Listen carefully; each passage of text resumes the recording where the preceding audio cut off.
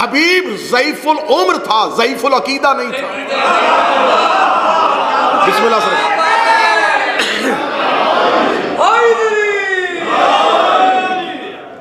حبیب ضعیف العمر ضرور تھے، ضعیف العقیدہ نہیں تھے۔ برادر ندیم عباس مجلس میں تشریف فرمائے، اللہ ان کے والد کے درجات بلند فرمائے۔ ضعیف العمر تھے، ضعیف العقیدہ نہیں تھے۔ کمر جھکی تھی، عقیدہ نہیں جھکا تھا۔ لفظ اچھا کر کے دوں، حبیب کی کمر جھکی تھی، سر نہیں جھکا تھا۔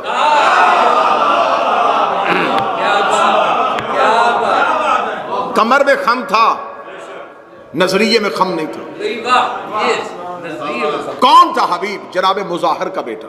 اسے مظاہر کہہ دیا جاتا ہے لیکن یہ مطہر کے وزن پہ ہے۔ مظاہر جناب رسول کے صحابی تھے۔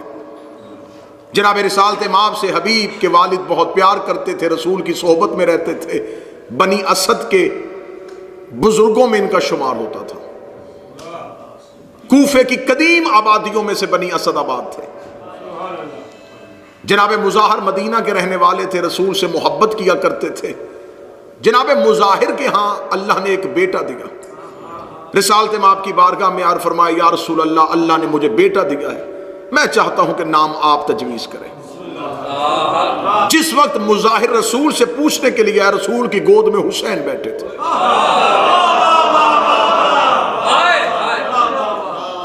جناب رسالت مآب نے ایک دفعہ حسین کی طرف دیکھا اور حسین کی طرف دیکھ کے جناب مظاہر نے کہا، یا رسول اللہ، آپ اس نواسے سے بہت محبت کرتے ہیں۔ تو رسول نے ایک حدیث کہی، رسول نے کہا، میں اللہ کا حبیب ہوں، یہ میرا حبیب ہے۔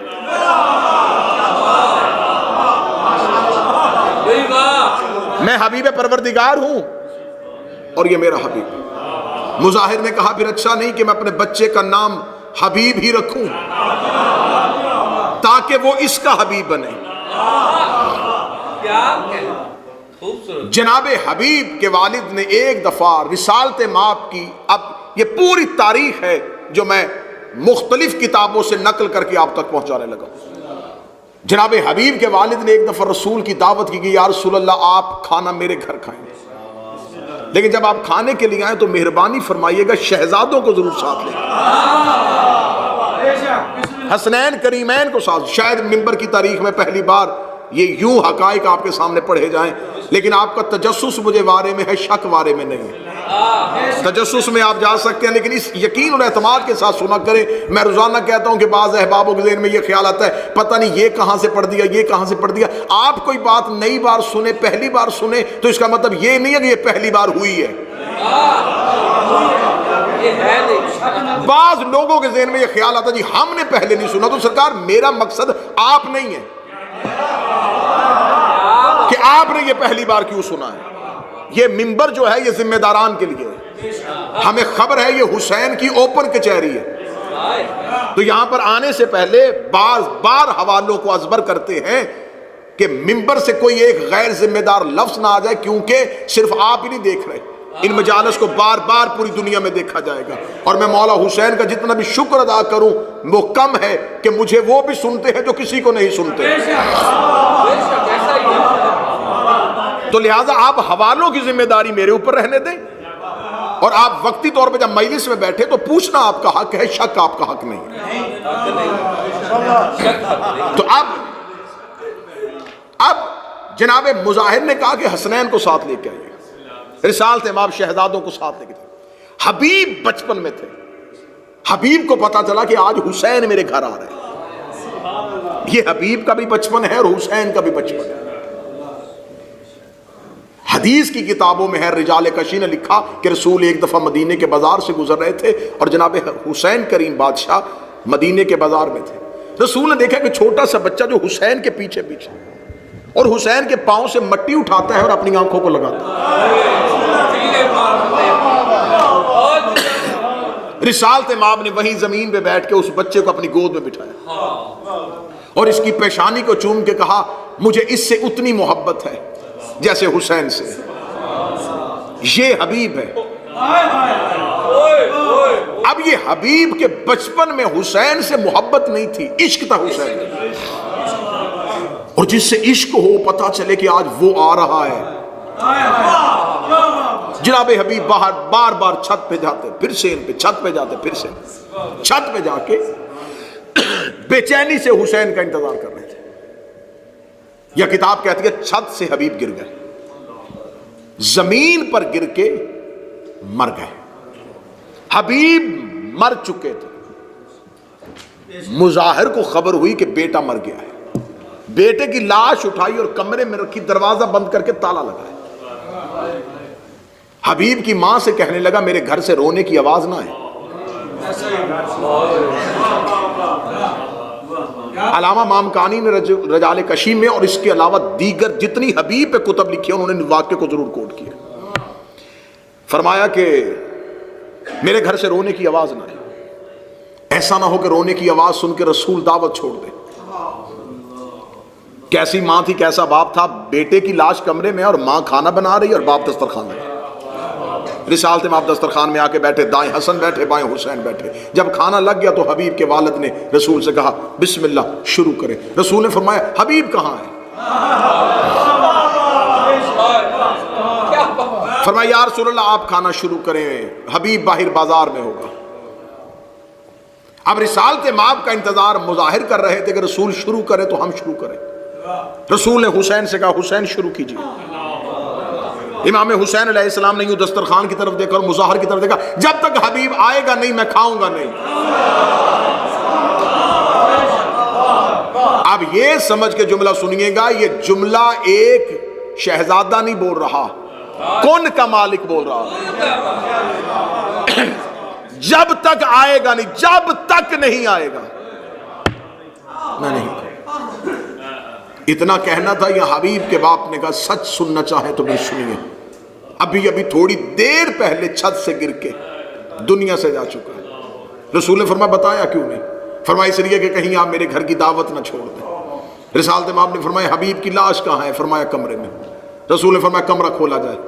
کمرے کو کھولا گیا. رسول نے فرمایا حسین اندر جائیے.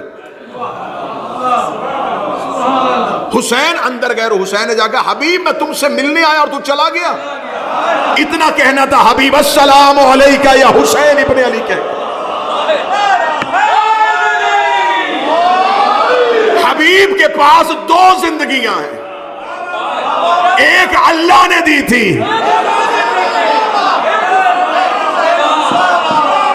ایک حسین نے دیا. وہ بندہ بولے جو کربلا جا چکا ہے جب کربلا جاؤ تو چاروں دروازوں میں سے جس دروازے کی طرف بھی حسین کے لیے ملنے کے لیے آؤ.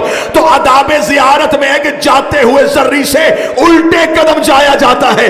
حسین کی زری پہ جاؤ تو پہلے بھی حبیب کا سلام ہوتا ہے، واپسی پر بھی حبیب کا سلام.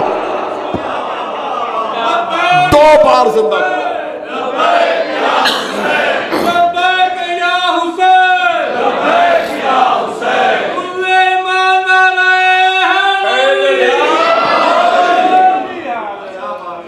دو بار حبیب کا سلام. دوسری زندگی حبیب کو حسین نے دی تھی. جناب حبیب کوفہ منتقل ہو چکے تھے بنی اسد قبائل کی وجہ سے، اور جب جناب مسلم کی آنے کی خبر پہنچی تو سب سے پہلے جناب مسلم کے ساتھ دینے والوں میں سلیمان بن سرد خزائی، جناب امیر مختار، جناب ہانی بن عروہ، ان بزرگوں کے ساتھ جو واضح کردار تھا وہ حبیب بن مظاہر کا تھا.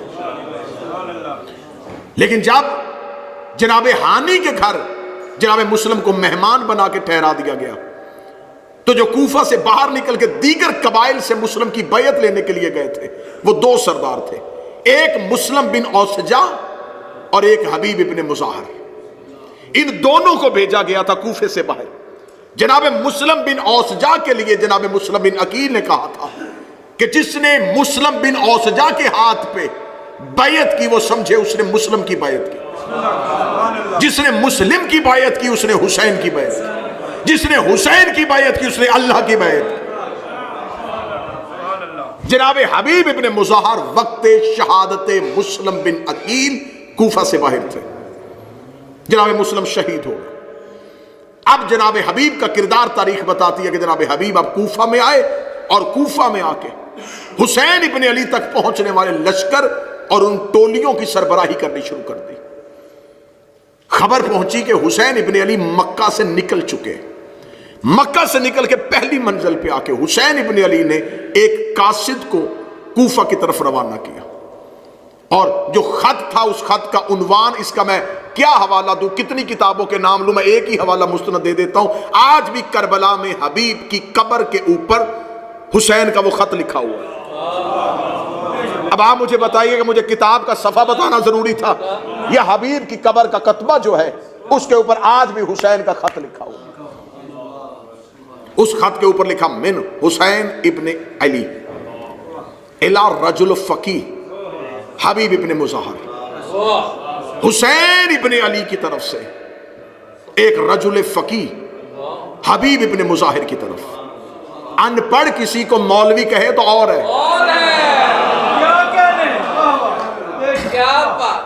اور ایک مولوی کسی کو فقیہ کہے تو اور ہے، اور اگر دین ہی کسی کو فقیہ کہہ دے،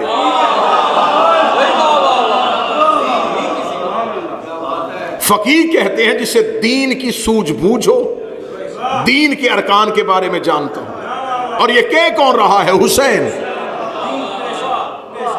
حسین ابن علی کہہ رہے ہیں رجل فقیہ۔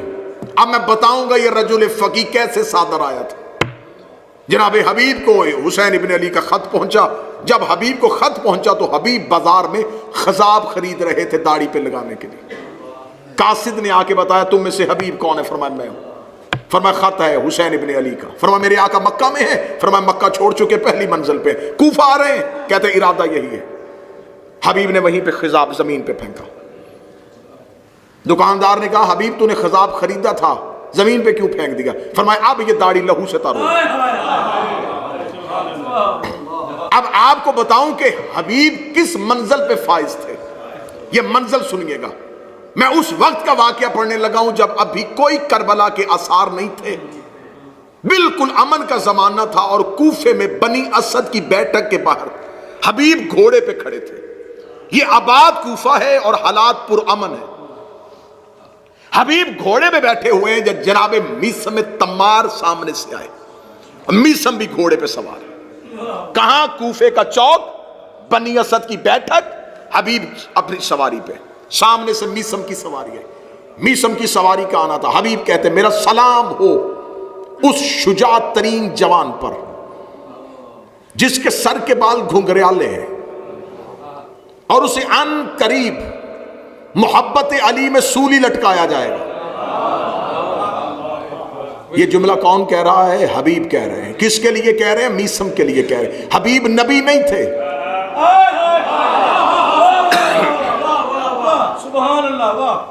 غیب کی علمیں اور خبریں صرف اور صرف حجت جانتی ہے یا نبی جانتی ہے؟ حبیب نے کہا کہ ان قریب میں سلام ہو اس جوان پہ جسے ان قریب سولی لٹکایا جائے گا۔ اب جسے کہہ رہا تھا وہ بھی میسم تمار تھا۔ میسم تمار نے کہا میرا بھی سلام ہو اس جوان کو جس کی دو زلفیں ہیں، عشق میں قوی ہے، اور اسے محبت حسین میں اس کے سر کو کوفے کی بازاروں میں پھرایا جائے گا۔ اب ذرا دیکھنا کہ کس معیار پہ ہے یہ علی کے نوکر۔ اب مجھے سر پہ قرآن رکھ کے بتاؤ جس کے نوکر ایسے ہیں۔ اب مجھ پہ کوئی سوال کرے کہ علی غیب کی خبریں کیسے جانتا تھا؟ یہ قرآن میرے منبر پہ سامنے پڑا ہوا ہے۔ دنیا علی کے غیب کی خبریں سن کے پریشان ہے۔ ان کے گھر کے جانور بھی غیب پہ جھانک لیتے تھے۔ اگر کوئی بندہ کہہ رہا حیرانگی یہاں سے نہ لے کے جانا، میں آسان ترین حوالہ دے دیتا ہوں۔ اہل سنت نے بھی اپنی کتابوں میں لکھا ہے جب رسالت امام مکہ سے ہجرت کر کے مدینہ آئے تو ہر ایک کی خواہش تھی نبی میرے گھر رکے، نبی میرے گھر رکے، نبی میرے گھر رکے۔ نبی نے اپنی اونٹنی کی مہار کو چھوڑ دیا، جہاں جا کے قصوہ بیٹھے گی میں اسی گھر کا مہمان بنوں گا۔ وہ قصوہ بیٹھی ابو ایوب انصاری کے دروازے پہ، رسول بن گئے ابو ایوب انصاری کے مہمان۔ اس کا مطلب رسول نے قصوہ کے انتخاب کو اپنا انتخاب سمجھا، یا پھر انتخاب محمد کو قصوہ سمجھتی تھی، اونٹنی سمجھتی تھی کہ محمد کہاں بیٹھنا چاہتے ہیں. جب ہم نے علماء سے پوچھا یہ اونٹنی کا فیصلہ نبی نے مانا ہے یا نبی نے اونٹنی کے فیصلے کو سمجھا ہے یا اونٹنی نے نبی کے فیصلے کو سمجھا ہے, کہتے ہیں یہ اونٹنی نبوت کا مزاج سمجھتی تھی.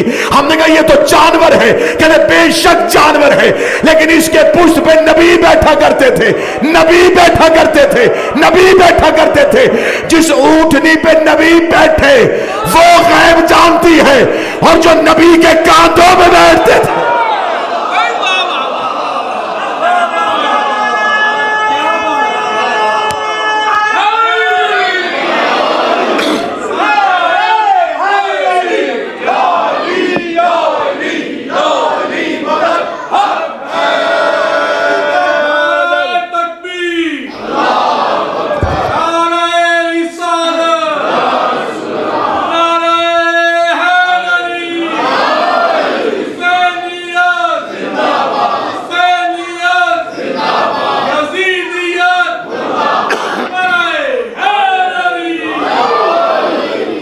متوجہ صاحب, جناب میثم تمار نے کہا میں سلام ہو میرا بھی اس مرد مومن پہ.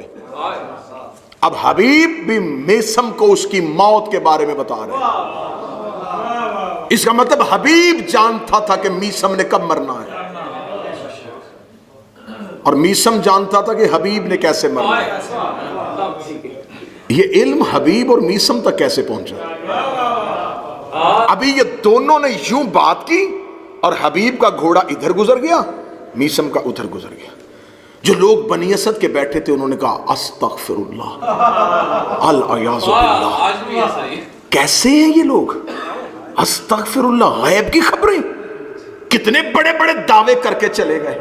یہ سامنے سے ایک اور بزرگ چلا رہا تھا, اسے کہتے ہیں رشید حجری. یہ علی کا صحابی ہے, یہ اسے امیر المومنین نے رشید الولایہ کہا تھا. علی فرماتے ہیں موت کی مکمل خبر رشید جانتا ہے. سامنے سے رشید آیا, دیکھا کہ قبیلہ بنی اسد کے لوگ کان پکڑ کے بیٹھے. فرمایا کیا ہوا؟ کہنے لگے ابھی ابھی یہاں سے دو گزرے ہیں تو بڑے نام, دونوں ہی علی کے صحابی. ایک نے کہا کہ میثم تمہیں سولی لٹکایا جائے گا, اور وہ میثم جو ہے وہ جسے اتنا ہم سچا کہتے ہیں, جس کی کوفے والے اتنی عزت کرتے ہیں کہ یہ علی کا نوکر ہے, وہ کہتا ہے کہ تیرا سر کوفے میں پھرایا جائے گا. اتنا کہتا رشید کہتے اچھا میثم ایک بات بھول گیا, اس نے یہ نہیں بتایا کہ حبیب کے قاتل کو 200 درہم انعام بھی دیا جائے گا.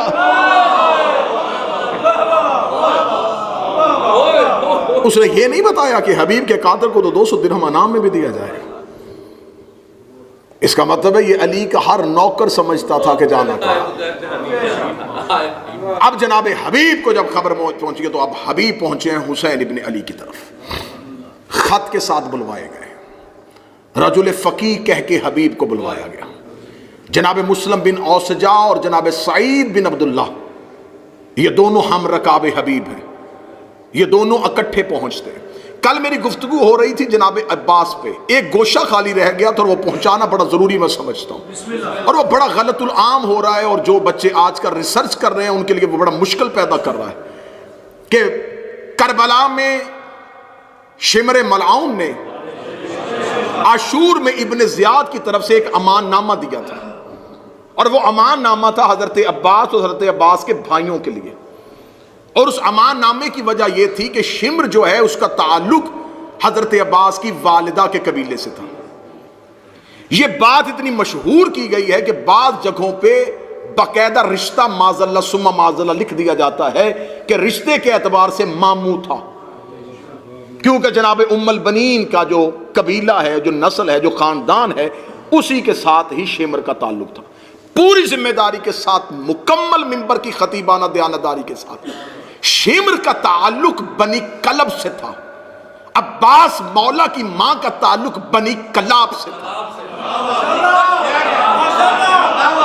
دونوں قبیلوں میں فرق ہے, وہ بنی کلاب میں سے تھی, یہ بنی کلب میں سے تھی. بنی کلب یہ وہ عرب کا قبیلہ تھا جو صحراؤں میں بھیڑے پالا کرتا تھا, بھیڑے پال کے شہروں میں جا کے بیچا کرتا تھا. شمر ملعون کا تعلق بنی کلب کے ساتھ تھا. ہاں اب آپ مجھ پہ سوال کریں کہ کیا کتابوں میں یہ لکھا ہے، مقاتل میں یہ لکھا ہے کہ امان نامہ آیا؟ ہاں آیا، یہ میں مانتا ہوں، کتابوں نے یہ روایت دی ہے کہ امان نامہ آیا ہے، لیکن وہ امان نامہ رشتہ داری کی بنیاد پہ نہیں دیا۔ میں نے آپ کو شاید دوسری یا تیسری تقریر میں بتایا تھا کہ حسین کے پاس کل 4 علی تھے۔ ایک مجلس میں نے بتایا، جناب محمد حنفیہ، جناب مسلم بن عقیل، جناب عباس ابن علی اور جناب عبداللہ ابن جعفر طیار۔ محمد حنفیہ کو مدینے چھوڑا، عبداللہ ابن جعفر طیار کو کوفے بھیجا، مسلم بن عقیل کو مکہ چھوڑا، جناب عبداللہ ابن جعفر طیار کو، مسلم کو کوفہ بھیجا، صرف اکیلے عباس کو لے کے گئے۔ اب کربلا میں یزید اور یزید کے لشکر کو خوف تھا عباس کا۔ شمر ملاؤں نے جا کے ایک بھیانک سازش کی، اس نے جا کے کہا کیونکہ ہماری تمہارے قبیلے کے ساتھ ایک تعلق داری ہے بنی کلب کی، بنی کلاب سے، لہٰذا میں تمہیں اور تیرے بھائیوں کو یہ امان نامہ لکھوا کے لے کے آیا ہوں ابن زیاد سے، اگر عباس اور عباس کے بھائی میدان کربلا سے چلے جائیں محفوظ رستہ دیں گے، ان کی زندگیوں کو امان ہے۔ عباس تجھے اور تیرے بھائیوں کو میں ابن زیاد سے امان نامہ لکھوا کے لے کے آیا ہوں۔ اب یہ وقت ہے عاشور کا، یہ وقت ہے میدان کارزار کا، کاش وقت ہوتا تو عباس تفصیلی جملے پڑھتے۔ حسین نے کہا عباس اس کا جواب دے۔ عباس گھوڑے کی زین پہ آئے، حضرت عباس نے ایک ہی جملہ کہا تبت یدا کا، تیرے ہاتھ ٹوٹے۔ اب علمی جو لوگ بیٹھے وہ اس گہرائی کو سمجھنا، اب وقت نہیں تھا، میدان جنگ ہے اور گھمسان کا رنگ ہے۔ عباس نے ایک جملہ کہا تبت یدا کا، تیرے ہاتھ ٹوٹے۔ یہ لہجہ عباس نہیں ہے، یہ آیت قرآن ہے۔ کس کے لیے آئی تھی؟ ابو لہب کے لیے، تبت یدا ابی لہب، اے ابو لہب تیرے ہاتھ ٹوٹے۔ ابو لہب کا آج بھی تاریخ مغالطے میں ہے کہ ابو لہب رسول کا چچا تھا، لیکن ابو لہب رسول کا چچا نہیں تھا، پلا بنی ہاشم میں تھا لیکن خونی نہیں تھا۔ اس کی ماں لونڈی تھی، حضرت عبد المطلب کی، کنیز اپنا بیٹا لے کے آئی تھی، پلا تھا اس قبیلے میں لیکن کہلوانا شروع کیا کہ میں بنی ہاشم ہوں۔ خدا نے کہا تبت یا تیرے ہاتھ ٹوٹے۔ یہ جملے ابو طالب کے لیے، ابو لہب کے لیے آئے تھے کہ ابو لہب بیٹا کسی اور کا ہے، پلا کسی قبیلے میں ہے۔ عباس نے وہی اللہ کا لہجہ استعمال کیا، اے شمر تیرے ہاتھ ٹوٹے، تو بیٹا کسی اور کا ہے، نسبت کسی اور سے دے رہا۔